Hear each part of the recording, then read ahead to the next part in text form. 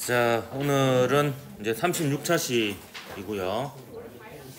교과서 126에서 131쪽에 해당이 되는 요 전자기 유도에 대해서 한번 살펴볼 겁니다. 자, 이 부분은 1학년 통합과학에서도 다뤘던 부분이기도 하고요. 그래서 1학년 통합과학보다 조금 더 이제 심화되는 이런 부분이 있습니다. 근데 여기도 이제 완전히 계산하는 문제는 안 나오는 것 같고요. 유도 전류의 방향을 구하거나 아니면 한 두세 가지 상황을 놓고 유도 전류가 언제가 더 센지 이런 것을 비교하는 건데, 근데 유도 전류가 언제 더 센지를 비교하려면 결국에는 계산하는 방법 자체를 좀 알아야 되는 이런 부분이 되겠습니다. 그래서 학습 목표를 보면 일상생활에서 전자기 유도 현상이 적용되는 다양한 예를 찾아 그 원리를 설명할 수 있다인데, 그뿐만 아니라 이제 계산까지 좀 정량적인 부분까지 요구하는 그런 부분이 있고요. 여기는 제가 좀 중요하다라고 생각을 해서 한 3시간 정도 할애해서 좀 설명을 할 거고요. 실험까지 치면 4시간에 해당한다라고 볼 수도 있습니다. 그래서 출제 빈도에 비해서 조금 더 많이 이제 수업을 할 건데, 그 이유가 우리는 지금 현재 전기 없이는 못 살잖아요. 전기가 끊기면 사실 우리가 거의 생명의 위협을 받을 수도 있어요. 장기적으로 끊기면요. 당장 그 아파트에 물을 못 퍼올립니다. 물을 못 써요. 그것만 해도 이제 엄청나게 피해를 많이 보죠. 그래서 전기가 이제 우리 일상생활에서는 필수적인 에너지가 되었는데, 이 전기 에너지를 생산하는 방식 중에 거의 대부분이 마지막 단계가 이 전자기 유도 방식으로 전기 에너지를 생산합니다.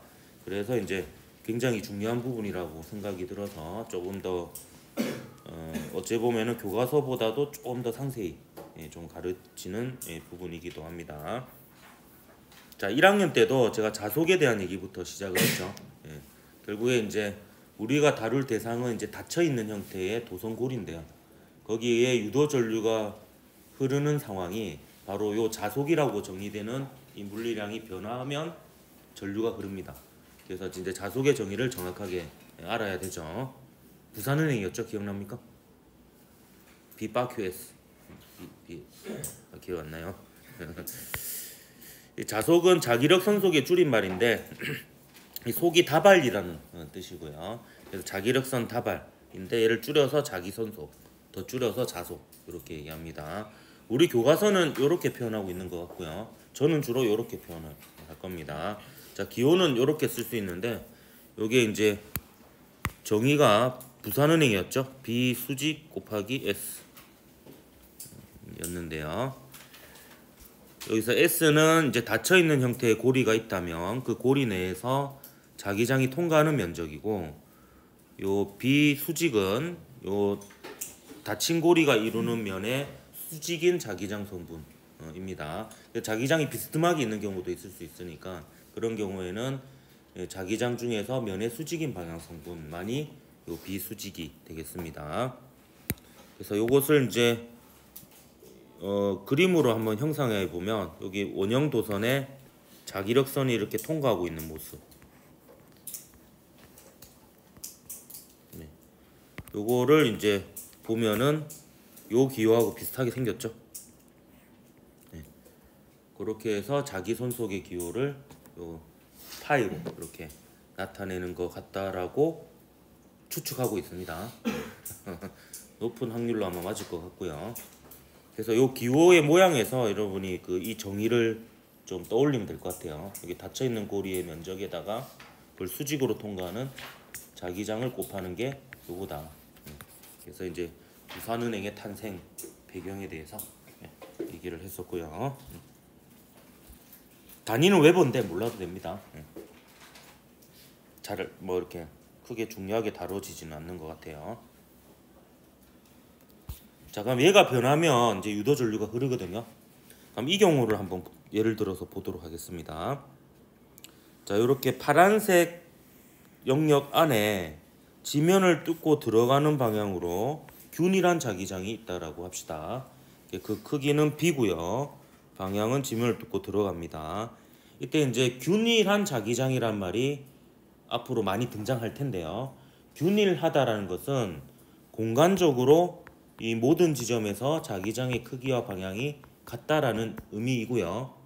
시간에 대해서는 변화할 수도 있고 변화하지 않을 수도 있습니다. 상황에 따라서 다릅니다. 그래서 균일한 자기장이 곧 시간에 대해서 일정한 자기장이라고 오해하지는 마십시오. 균일한 자기장인 것은 어떤 특정한 순간을 놓고 봤을 때 공간적으로 모든 지점의 자기장의 세기가 일정하다라는 의미고요. 시간적으로는 또 조건이 따로 나갑니다. 거기에 이제 직사각형 도선고리가 이렇게 있다라고 합시다. 그럼 이 순간의 자속은 요 자기장은 지금 요 닫혀 있는 고리 내에 수직으로 통과하죠. 이건 그대로 곱하면 되고 이 닫힌 고리 내에서 자기장이 통과하는 면적을 곱해야 되는데 그건 요 S1이죠. 그래서 이 순간의 자속은 B 곱하기 S1이 되겠습니다. 그러면 결론적으로 얘가 변하거나 얘가 변하면 혹은 둘 다 변하면 이 고리에는 시계 방향 아니면 시계 반대 방향으로 전류가 흐르게 되고 그 전류를 유도 전류라고 합니다. 근데 여러분이 알아야 될 것은 어떤 상황에서 유도 전류가 어느 방향으로 흐르고 세기가 어떻고를 비교할 수 있어야 되거든요. 우선 방향을 구하는 방법부터 연습해 보도록 할게요. 자, 방향을 렌츠 법칙으로 구합니다. 자연은 변화를 싫어합니다. 이걸로 유도 전류의 방향을 구하는데요. 요거 밑에다가 이제 정리한 거에다가 제가 보면서 설명하도록 할게요. 자, 자속이 변하는 거는요, 크게 두 가지로 나뉘어져요. 자속이 증가하는 경우가 있고요. 자속이 감소하는 경우가 있습니다. 그럼 자속이 증가하는 경우에는요, 자연은 변화를 싫어한다 했잖아요. 그럼 그 자속이 증가하든 감소하든 유도 전류가 생겨요. 그럼 유도 전류에 의해서도 자기장이 생깁니다. 그러면 자속이 감소한다라는 것은 자기장의 변화로 따지면은 자속이 증가한다라는 것은요, 자기장의 변화가 일어나는 경우에는 자기장이 증가하는 경우이잖아요. 그럼 자연은 변화를 싫어하니까 그 자기장이 증가하는 것을 최소화시키려고 합니다. 그래서 유도 전류에 의한 자기장 방향이 그 증가하는 자기장 방향의 반대 방향으로, 그러니까 원래 자기장 방향의 반대 방향으로 생기게 됩니다. 근데 조금 더 엄밀히 얘기하면 원래 자기장 중에서 그 도선고리 면을 수직으로 통과하는 방향이 있죠. 그 방향이 기준이 되어서 그 방향과 반대 방향으로 생깁니다. 반면에 자속이 감소하는 경우는 자기장이 감소한다라고 생각을 하십시오. 그럼 자연은 변화를 싫어하죠.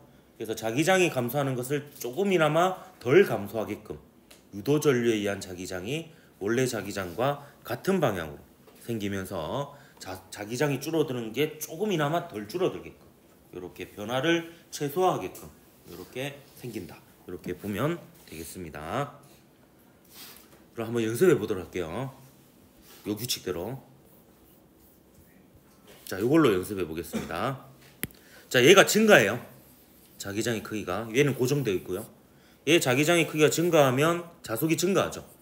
그럼 자속이 증가하면 원래 자기장 방향하고 유도 전류에 의한 자기장 방향이 반대가 돼야 됩니다. 그래서 지면을 뚫고 나오는 방향으로 오른손 엄지를 향해 보세요. 그럼 나머지 네 손가락이 감기는 방향이 시계 반대 방향이죠. 그래서 이렇게 흐르게 됩니다. 여러분, 시계 방향과 시계 반대 방향은 시계의 초침이 움직이는 방향이 시계 방향이에요. 그렇게 기억하면 됩니다. 그러면 떠올릴 수 있겠죠. 그게 왜 시계 방향이 되었냐면 해시계에서 그림자의 움직이는 방향이 그 방향이에요. 그래서 그게 시계 방향이에요. 뭐야? 그 시계가 해시계를 본떠서 만든 거거든요. 몰랐죠? 예. 그렇고요. 그러니까 얘가 이제 얘만 감소하는 경우 봅시다. 얘는 고정되어 있고 얘만 감소해요. 그럼 얘가 감소하니까 얘가 감소하는 거죠. 그러면 자속이 감소하는 경우에는 원래 자기장 방향하고 유도 전류에 의한 자기장 방향이 같아야 됩니다. 그래서 지면을 뚫고 들어가는 방향으로 엄지를 향하면 시계 방향 전류가 흐르죠. 자, 그 다음 이번에는 얘가 안 변해요. 얘는 자기장은 시간에 따라서 변하지 않고 그냥 균일한 차이로 계속 유지가 되고 있습니다. 일정하게. 근데 얘 전체가요 오른쪽으로 움직여 버려요. 오른쪽으로. 그러니까 오른쪽으로 움직이면 자기장이 통과하는 면적이 어떻게 됩니까? 얘가 감소하죠. 그럼 자속이 감소하는 거예요. 그럼 자속이 감소하면 원래 자기장 방향하고 유도 전류에 의한 자기장 방향이 같아야 되겠죠. 그래서 지면을 뚫고 들어가는 방향으로 엄지를 향하면 나머지 네 손가락이 시계 방향을 향하죠. 이게 그때 유도 전류의 방향이 되겠습니다. 그럼 그 다음에 얘가 또 고정되어 있어요. 변하지 않아요. 근데 이 도선고리 자체가 전체적으로 왼쪽으로 움직여요. 그럼 자기장이 통과하는 면적이 어떻게 됩니까? 증가하죠. 그럼 얘가 증가하면 얘가 증가하는 거니까 원래 자기장 방향하고 유도 전류에 의한 자기장 방향이 반대가 됩니다. 그래서 지면을 뚫고 나오는 방향으로 오른손의 엄지를 향하면 시계 반대 방향으로 유도 전류가 흐르게 되는 거죠. 자, 그러면 이 상황에서 위로 움직이는 순간을 한번 생각해 봅시다. 그 순간입니다. 위로 움직이는 순간. 그러니까 약간 위로 올라가겠죠? 그러니까 올라가면 이 면적 변해요, 안 변해요? 안 변합니다. 그래서 전류가 흐르지 않습니다. 얘가 아래로 움직이는 순간 또 역시 전류가 흐르지 않습니다. 물론 시간이 충분히 지나서 여기를 벗어나기 시작하면 또 얘기가 달라집니다. 근데 제가 얘기하는 것은 그 순간을 얘기하고 있는 거고요. 자, 그 다음에 또 전류가 흐를 수 있는 상황이 더 있습니다. 자, 어떻게 하냐면 이번에는 여기를 회전축으로 해서 회전시킵니다. 그러니까 이제 얘를 이렇게 회전시키는 거예요. 이렇게. 그럼 이 부분은 지면을 뚫고 나오고 이 부분은 지면을 뚫고 들어가죠. 그러면 이제 뭐가 변한다라고 할 수 있냐면 이게 얘가 기울어지면 더 이상 이 자기장이 수직으로 통과하지 않죠. 비스듬해집니다. 상대적으로. 그러면 얘가 요 면의 수직인 방향선분을 구해 보면 원래 자기장보다 작아지죠. 그래서 비수직이 작아집니다. 비수직이. 그래서 얘가 감소하죠. 얘가 감소하니까 원래 자기장 방향하고 같은 방향으로 유도 전류에 의한 자기장이 생기니까 시계 방향 전류가 흐르게 됩니다. 근데 여러분 여기서 좀 여러분 헷갈리게 해볼게요. 방금 이렇게 돌아가는 상황이었잖아요. 반대로 돌아가는 상황 한번 봅시다. 그러니까 얘가 지면을 뚫고 들어가고 얘가 지면을 뚫고 나와요. 그럼 뭔가 회전 방향이 바뀌었으니까 유도 전류의 방향도 바뀔 것 같지만 아닙니다. 보면 그렇게 회전을 하더라도 요 자기장의 수직 성분이 줄어들죠. 그렇기 때문에 유도 전류의 방향이 같습니다. 그러니까 이 순간에서 얘가 지면을 뚫고 나오나 얘가 지면을 뚫고 들어가나 회전 방향이 반대 방향이어도 전류의 방향은 같습니다. 그렇기 때문에 그 전류의 방향은 따져봐야 되는 거예요. 그런 식으로 이제 방향이 바뀌었다고 해서 바뀌지 않을 수도 있습니다. 이렇게 회전 같은 경우에는 그런 식으로 유도 전류의 방향을 구하면 되겠습니다. 일단 유도 전류의 세기 한번 보도록 할게요. 유도 전류의 세기는 패러데이 법칙으로 구해야 됩니다. 그래서 이게 좀 어려워요. 이 식이. 네, 중요한 법칙이라서 강조를 해봤고요. 자, 패러데이 법칙으로 구하는 것은 뭐냐면 요 V인데요. 요 V는 유도 기전력입니다. 근데 유도 기전력은 전압이라고 그냥 보면 되겠습니다. 전압이라고. 그래서 요거의 절대값이 이제 전압이라고 볼 수 있어요.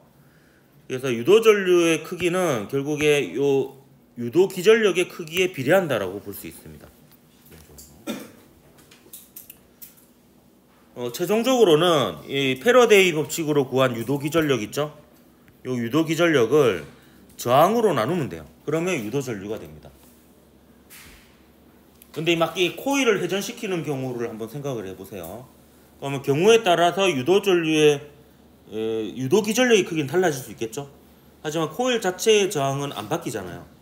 그렇기 때문에 대체로 물리학원에서는 상황을 놓고 보면 똑같은 도선고리 내에서 흐르는 유도 전류의 크기를 비교해 보는 경우가 많아서 그 저항에 의한 효과는 좀 고려하지 않게끔 문제가 나오는 경우가 많아요.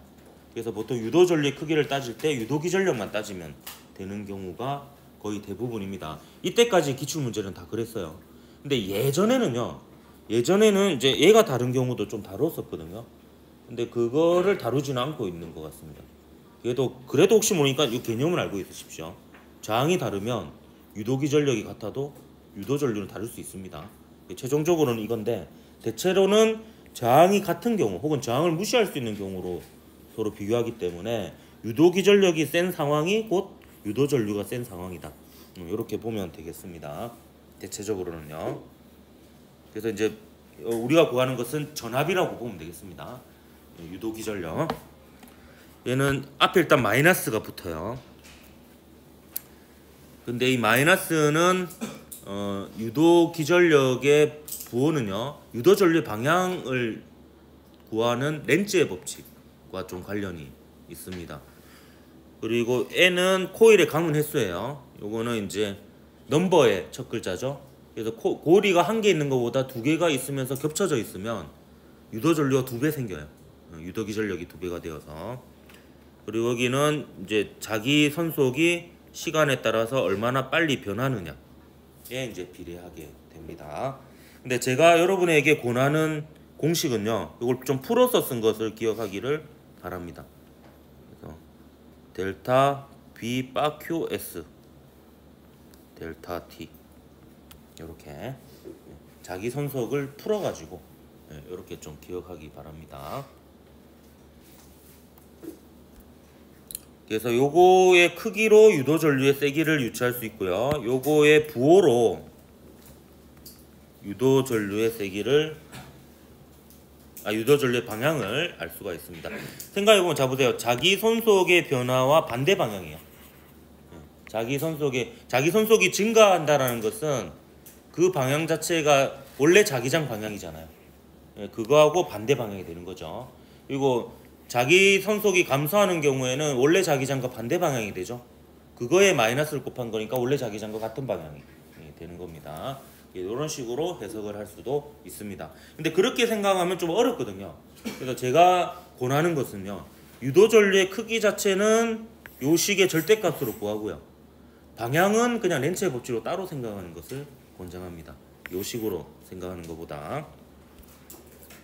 그래서 정리하면 이제 유도 전류의 크기는 유도 기전력을 구해서 그걸 저항으로 나누면 되고, 방향은 자속이 증가하냐 감소하냐에 따라서 증가하면 유도 전류에 의한 자기장이 원래 자기장과 반대 방향으로, 자속이 감소하면 유도 전류에 의한 자기장이 원래 자기장과 같은 방향으로 생긴다.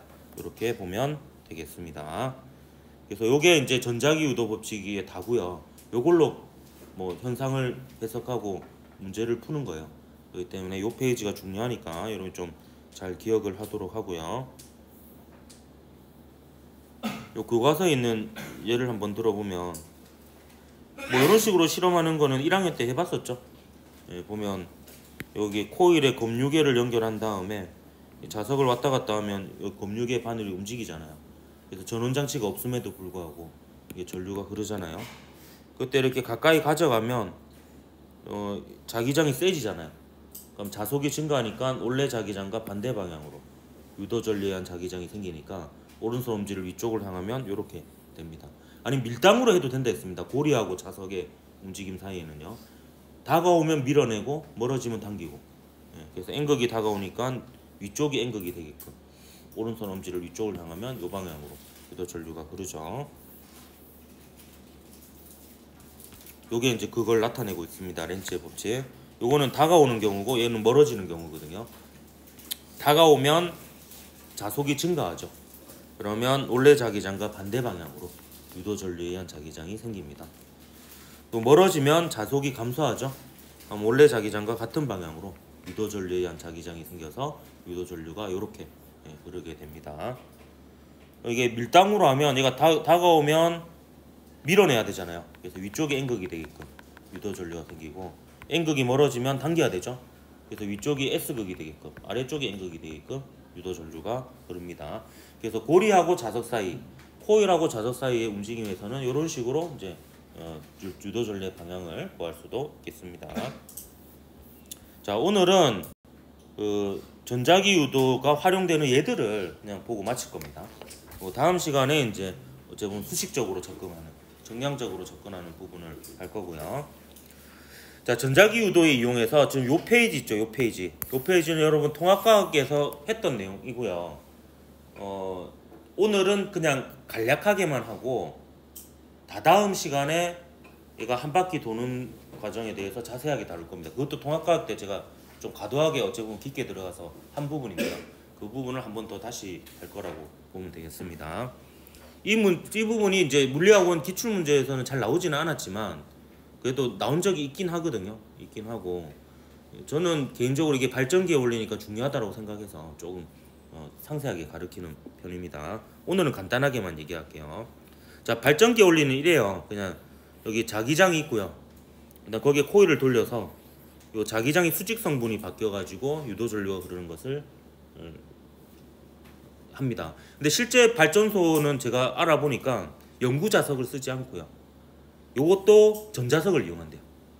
전자석으로 자기장을 만들고 그 안에서 코일을 돌려서 이제 유도 전류를 이제 만들어내는 그런 방식을 쓴다고 합니다. 어쨌든 예를 보면 이제 예를 들면 방향을 그냥 한번 구해볼까요? 다음에도 어차피 해봐야 되니까. 자, 여기서 바라본다라고 치고요. 회전이 요 방향으로 일어난다라고 칩시다. 그러면 여기서 바라보면 이제 요 부분이 보일 거 아니에요. 요 부분. 요 부분을 여기다 그림을 그려놓은 거예요. 그래서 얘가 여기서 봤을 때 시계 방향으로 회전하고 있죠. 그래서 얘가 시간이 좀 지나서 요 방향으로 이렇게 회전한 겁니다. 근데 그때 자기장은 일정하죠. 자석은 고정되어 있으니까. 근데 이렇게 회전하게 되면 요 자기장 중에서 수직 성분이 커지게 됩니다. 그래서 자속이 증가하죠. 그래서 자속이 증가하는 경우에는 원래 자기장 중에서 요 면의 수직인 방향, 얘가 기준이 됩니다. 그럼 자속이 증가하죠. 그럼 요 방향과 반대 방향으로 유도 전류에 의한 자기장이 생겨야 되니까 요 방향으로 오른손 엄지를 향하게 되면 오른손 엄지를 향하면 나머지 네 손가락이 감는 방향, 요 방향이 이제 유도 전류의 방향이 되겠죠. 그래서 이쪽으로 전류가 들어가서 이쪽으로 나오는 요 방향으로 전류가 흐를 겁니다. 요거를 이제 이런 식으로 생각을 할 수도 있어요. 이제 자기장의 수직 성분이 바뀐다라고 할 수도 있지만 자기장 방향과 나란한 방향으로 관찰을 하면 자기장이 수직으로 통과하는 코일면의 면적이 바뀐다 이렇게 봐도 됩니다. 이게 그 수학적으로 B 수직 S하고 BS 수직하고 값이 같거든요. 그래서 이 경우에는 이제 면 중에서 자기장이 수직으로 통과하는 면적으로 계산하는 방법도 있습니다. 그래서 발전기는 이런 식으로 회전에 의해서 자기장의 수직 성분이 바뀐다 혹은 자기장이 통과하는 면적이 바뀐다 라고 해서 자속이 변해서 유도 전류가 생긴다 이렇게 얘기할 수 있는 부분이고요. 어째 보면 전자기 유도를 활용하는 예 중에서 가장 중요한 예가 되겠습니다. 다음에 마이크인데요. 여기 이제 앞에 생략되어 있는 것은 다이나믹 마이크입니다. 마이크도 사실 원리가 여러 가지가 있거든요. 이건 다이나믹 마이크의 원리고요. 구조를 보면 코일이 보이고 영구 자석이 있어요. 그래서 코일이 있는 부분이 진동판하고 연결되어 있을 수도 있고요. 자석이 진동판하고 연결되어 있을 수도 있습니다. 여기는 이제 코일이 있는 부분이 진동판하고 연결이 되어 있는 것 같네요. 그럼 어쨌든 얘가 소리에 의해서 진동판이 진동하게 되면 코일하고 자석 사이의 거리가 가까워졌다 멀어졌다 하게 됩니다. 그러면 유도 전류가 생기겠죠. 그게 소리의 진동 패턴과 동일한 패턴의 유도 전류가 생기게 됩니다. 그러면 소리 신호가 전기 신호로 바뀌게 되는 거죠. 이게 이제 전자기 유도를 활용한 대표적 예가 되고요. 그다음에 스마트폰 무선 충전. 이제 이거는 완전히 상용화되었죠. 제자리에도 있거든요. 거기는 이제 혹시 그 충전 패드가 원리가 궁금하면 한번 뜯어보십시오. 뜯어보면 코일이 보일 겁니다. 코일이. 그럼 이 코일의 교류 전류가 흐르면 전류의 방향이 계속 바뀌니까 자기장이 이렇게 생겼다가 이렇게 생겼다가 이렇게 생겼다가 이렇게 생겼다가 하거든요. 그럼 이 휴대폰 안에도 코일이 있어요. 무선 충전이 지원되는 휴대폰 같은 경우에는요. 그래서 그 코일의 위치를 정확하게 맞추기 위해서 여기에 자석 같은 게 있어서 탁 이렇게 붙게 돼 있잖아요. 그게 왜냐하면 결국에 자기장의 변화가 확실하게 일어나는 그 부분에 맞춰서 위치를 해야지 자석의 변화가 심하니까 유도 전류가 잘 흐를 수가 있는 겁니다. 그래서 이렇게 맥세이프 같은 경우 이렇게 탁 붙잖아요. 그게 이제 요 위치를 맞춰주는 효과를 가지게 되는 겁니다. 그럼 여기에 자속이 변하니까 유도 전류가 흐르고요. 그럼 여러분 그 다이오드 배웠잖아요. 그럼 여기에 또 다이오드가 있어요. 그래서 교류 전류를 직류로 바꿔서 이제 충전하는 그런 과정을 거치게 됩니다. 일단 금속 탐지기입니다. 자, 금속 탐지기 원리 집중해서 보세요. 이게 원리가 혼자 보면 좀 이해하기 힘들 수도 있습니다. 자, 금속 탐지기에는 두 가지 코일이 있어요. 하나는 이제 그 전송 코일이라고 불리는 코일이 이 방향으로 감겨 있고요.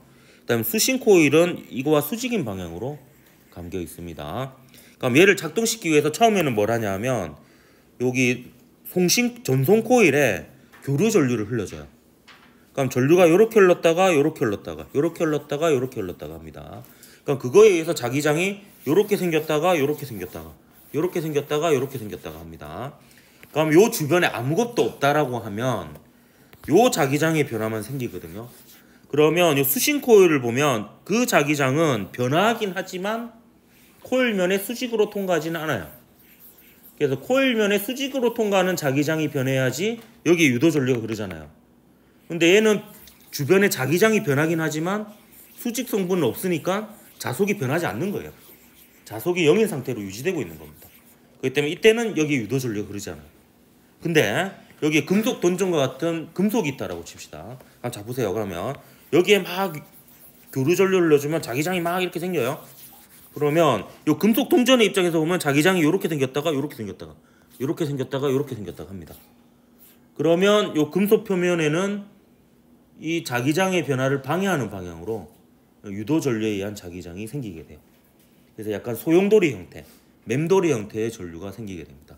이거를 이제 유도 전류의 일종인데 소용돌이 형태의 전류라고 해서 맴돌이 전류라고도 합니다. 유도 전류의 한 형태입니다. 그러니까 동전에 유도 전류가 이렇게 흘렀다가 이렇게 흘렀다가 이렇게 흘렀다가 이렇게 흘렀다가 합니다. 그러면 유도 전류도 전류잖아요. 그럼 유도 전류도 자기장을 만들어내요. 아주 약하긴 하지만. 그러면 유도 전류에 의한 자기장이 이렇게 생겼다가 이렇게 생겼다가 이렇게 생겼다가 이렇게 생겼다가 이렇게 생겼다가 이렇게 생겼다가 이렇게 생겼다가 이렇게 생겼다가 합니다. 그러면 이 금속 동전에 흐르는 유도 전류에 의한 자기장은 이 수신 코일을 수직으로 통과하죠. 거기에다가 변합니다. 그러면 여기 유도 전류가 생기겠죠. 그래서 요 밑에 금속이 있으면 수신 코일에 유도 전류가 흐르고 금속이 없으면 수신 코일에 유도 전류가 흐르지 않는 거예요. 그래서 금속을 감지할 수 있게 되는 겁니다. 그러니까 두 단계에 걸친 전자기 유도죠. 예.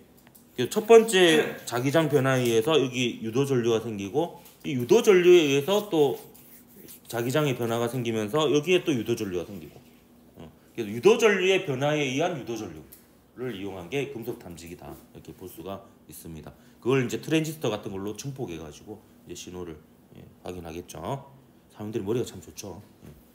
요 이제 이렇게 응용하는 게 공학, 패러데이 법칙 자체를 하는 게 과학 이렇게 되겠습니다. 그다음 전기 기타 같은 경우에 전기 기타 여러분 그 쳐본 사람 있는지 모르겠는데 줄이 금속으로 되어 있어요. 이게 이제 강자성체로 되어 있습니다. 그리고 요 코일이 있고요. 그리고 코일 내부에는 또 연구 자석이 들어 있어요. 이 연구 자석의 역할은 뭐냐면 기타 줄을 자화시킵니다. 그래서 이가 자석이 된 상태로 만들어져요. 그 상태에서 얘를 튕기잖아요. 그러면 뭐예요 이게? 자석이 가까워졌다 멀어졌다 하는 거죠. 그러면서 여기에 그 진동 패턴대로 유도 전류가 흐르게 됩니다. 그러니까 그 유도 전류는 소리 신호를 담은 전류잖아요. 이거를 이제 앰프에 연결하면 앰프가 증폭기예요. 트랜지스터가 들어있는 거예요. 그거를 이제 전기 신호를 크게 해서 스피커에 흘리면 이제 큰 소리가 나는 거죠. 이게 이제 전기 기타의 원리가 되겠습니다. 이것도 역시 전자기 유도죠. 그 다음에 킥보드. 여러분 어렸을 때 킥보드 타봤습니까? 저희 애들이 한참 타고 있는데 저는 어렸을 때 못 타봐가지고 애들 거 뺏어서 타보고 뭐 이러고 있거든요. 보면은 그 불이 깜빡깜빡깜빡거리죠. 그 이유가 이 코일하고 연구 자석 사이에 이제 상대적으로 회전이 일어나면서 자속이 변합니다.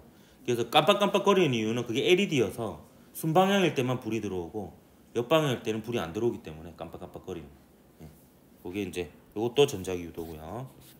근데 전자펜도 이제 전자기 유도예요. 이거 이제 뜯어보면 이것도 돌리면 이렇게 뜯어보면 이렇게 있습니다.